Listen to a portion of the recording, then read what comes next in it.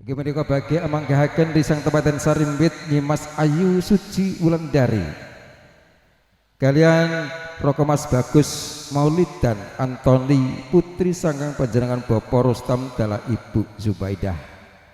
Amargi saking menika dumateng pengatur gending pepanggahipun temanten sarimbit sumangga kula aturaken ngatur gending-gending pepanggihan disang temanten sarimbit ing wekdal siang punika. Kanthi ngaturaken bismillahirrahmanirrahim. Semoga kita sareng nyuwun dhumateng Gusti ingkang Tumaha Tumati, Gusti ingkang Maha Agung, Gusti ingkang sedaya maparing gesang lan ugi keselamatan dhateng kita sedaya.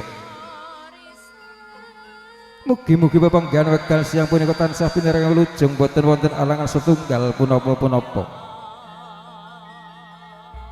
Lan mugi-mugi disang temanten sarimbit ingkang sampun kaijab kabulaken kalawan dinten Kamis tanggal 11 Desember tahun 2000 selangkung. Mugi-mugi dados keluarga ingkang sakinah mawaddah lan warahmah langgang sak lami-laminipun lan ugi pinaringan putra lan putri ingkang soleh lan soleha. Amin.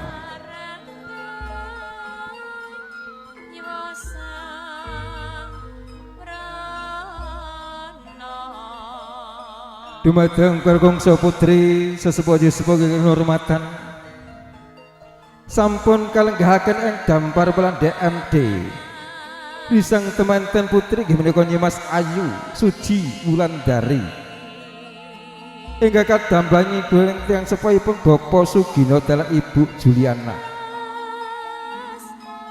nunggih menika nengga rawuh kang garwa nggih menika Nyimas Bagus Maulid dan Antoni putra saking panjenengan Bapak Rustam dalah Ibu Zubaidah.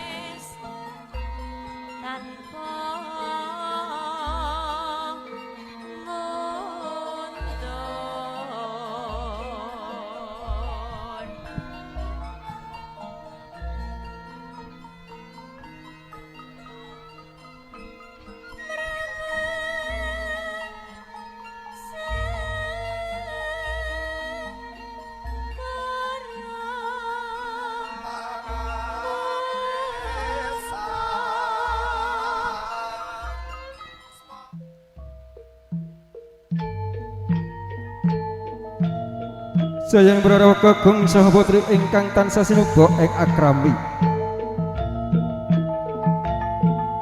sampun andungkap wahyaning mangsa kala timapaking prapta gati panggih pinanganten sarimbit nuhun Mas Ayu Suci Wulandari kaliyan Roko Mas Bagus Maulid dan Antoni putri saking panjenengan Bapak Rustam dalah Ibu Zubaidah. Nalika semana risang temanten sarimbit sama sinyaket lan ugi sama saling saweng sinawang. Dubewa sami saged anggeni rumaksana pinanganten kekalih sami apa ampaga tinggal tumuli. Kumlawe astane sami ambebalang gegantan. Kinar perambang manunggaling sih katresnan jati pinati manggah pinanggane suruh senajan beda lawan gurope salajengipun isang temanten nggih menika Nyimas Ayu Suci Wulandari ngaturaken sungkem wonten kang garwa Mas Bagus Antoni wujud dharma bektenipun kang astri dumateng kang garwa.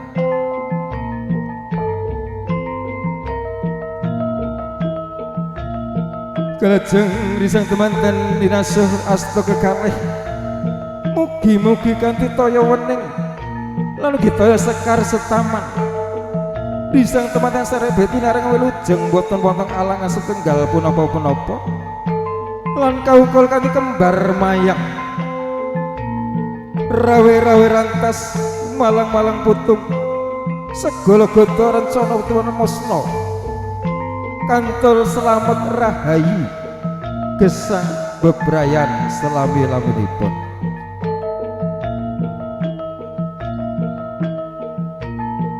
Purna ababarang gantal risang tematen sarimbit Bombong mana kebak ros ing tumumursan bari ingkang sama ing jama beka antika cinaket ing Bokor Kencana minangka wadahing segar setaman sekala punang antiga tinapak ing padha biar bejah sanayuga daya-daya risang tematen putri ajeng gusarwi sumembah pring kagum Purna dinur sembah agya emiji sambaring akang rangka kanthi winastan ranu ranu wis ngarani toya padha teseke samparan mugi-mugi sedaya lebah pinaringan wilujeng boten wonten rubeda sak lami-laminipun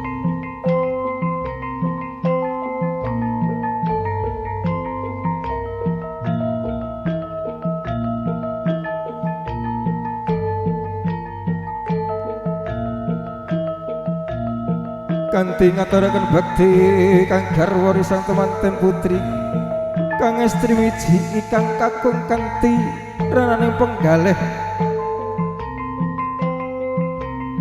bombong kebak mana ing raos kanthi remen sak sampunipun remuji kang kabakung risang temanten semuti daya-daya jajar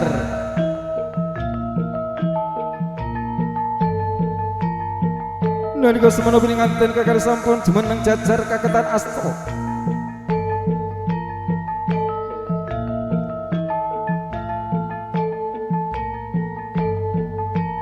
tasih lumampah adicara nggih kok nguter-uter mugi-mugi pinaringan lujeng sak lambe-lambenipun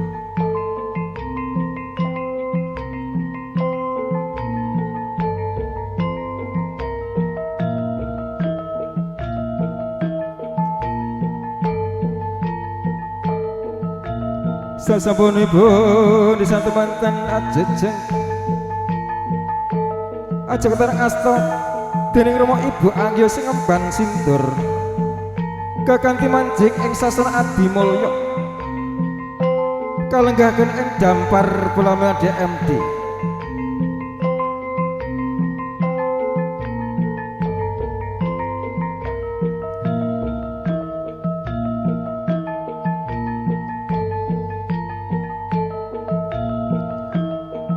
dumateng Ramadan Ibu sumangga sing ngemban sindur kagendong putra kang putri rinuju ing pelaminipun DMD kalenggahipun kursi Kencana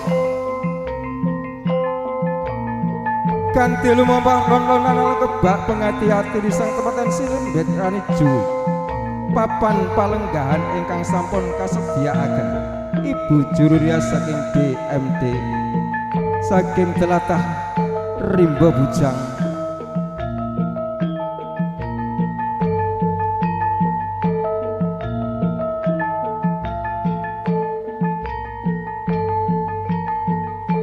senajan lolonan anggerina rumaksana prandene ing mangke pinanganten sarimbit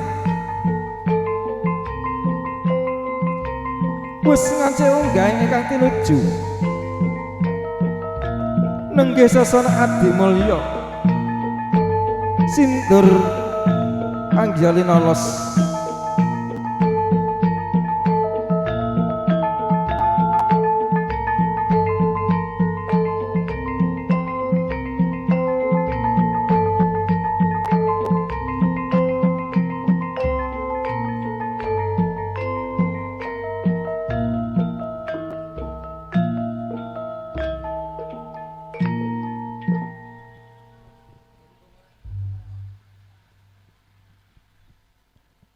adicara singur-singur sampun dinolos kalajeng adicara salajengipun inggih adicara kawisuda dening Rama Dalah Ibu badhe kalenggahaken ing pelaminan DMD dumateng jemaat Bapak ugi sedaya tamarang kang rawuh nyuwun donga pangestunipun mugi-mugi risau temanten sirimbit muga-muga dados keluarga ingkang sakinah mawaddah lan warahmah sampun kawisuda sampun kalenggahaken ing pelaminan DMD adicara salajengipun kene adicara sungkeman pring tiyang sepah kekalihipun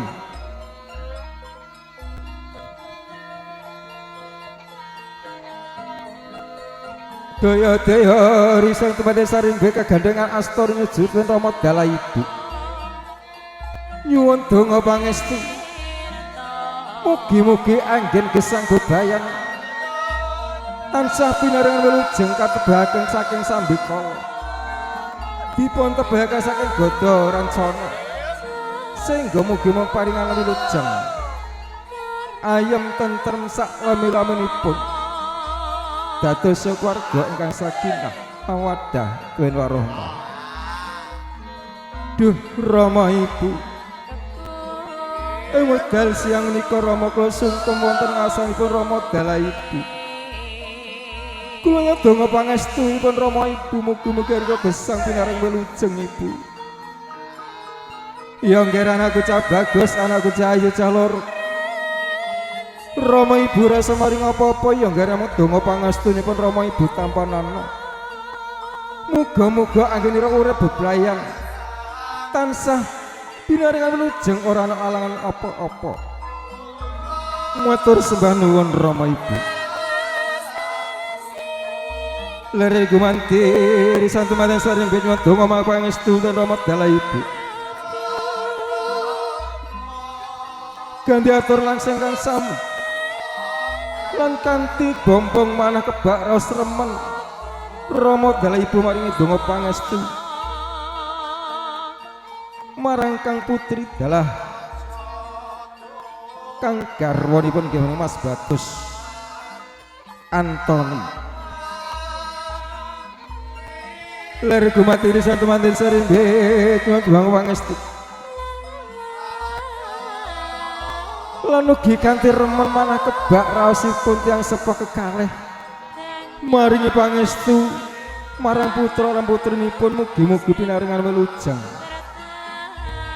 gesang berbayan ayam tentrem sak lami-laminipun pinirang putra lan putri kang soleh lan soleha.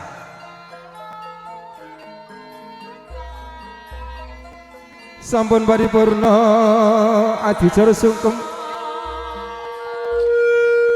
risang tempatnya saring bedaya-daya rinuju papan pelenggahan kursi pedampar kencanipun DMD rinengga adicara salajengipun ingkang kapandu kalih panjenenganipun Mas Ayu tim juru rias saking DMD Rimba Bujang.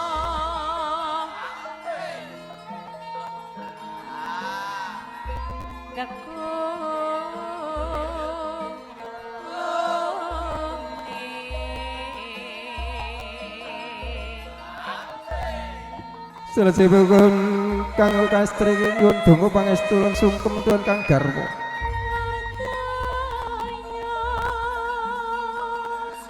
Sampun ngaturaken janji sehidup semati. Seneng susah sami-sami dipun lampahi sesarengan.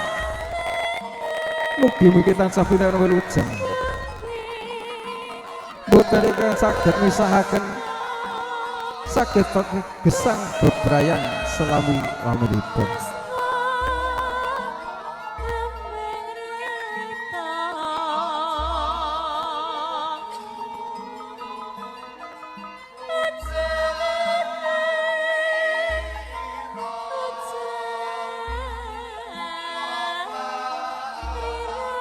Sampun paripurna adicara sisungkemat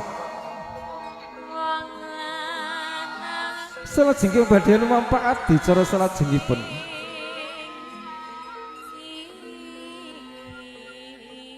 nuwun inggih menika adicara kacar bucur.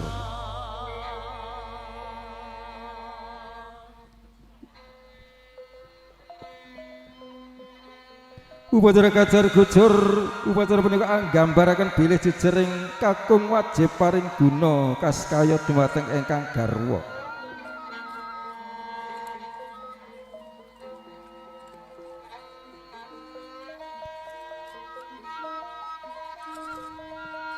Sedaya asline pakaran kedah kaparengaken dhateng wonten ingkang kasinggahaken.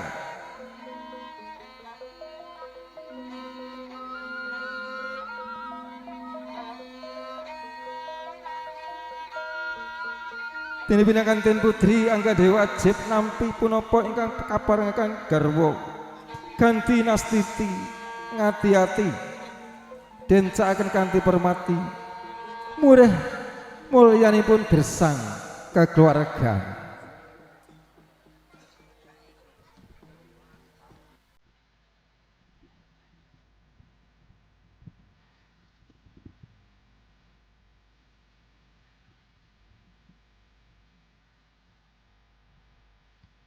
Sasampunipun kabarengaken sedaya ingkang estri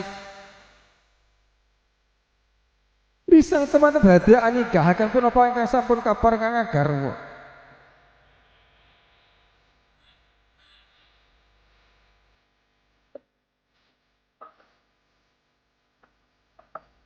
Kanthi ngaturaken sembah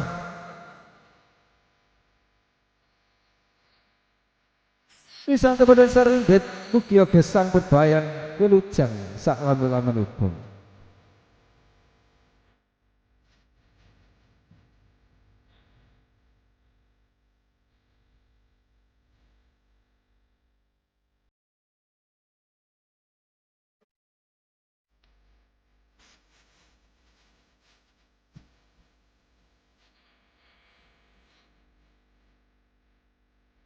Upacara kajar gujar sampun paripurna. Sangat sebenarnya anggadhe upacara dahar walimah utawi dahar gembul.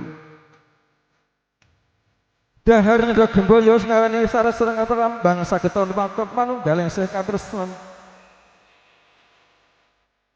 Temanten kakung putih jumbuh ingkang ginayuh saiyuk saira karti sembodo ingkang senedya. Rengganing basa nganten sinembat manunggaling karsa marganing mulya.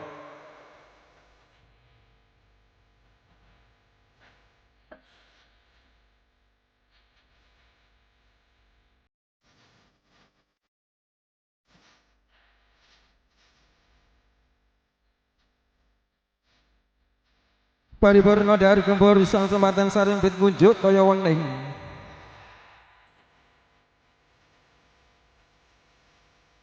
Dadi pratandha kalamune sang temanten badhe nyecep maduning asmara jalma manunggaling rasa satemah mujulaken kama warta saking pokaling bapa.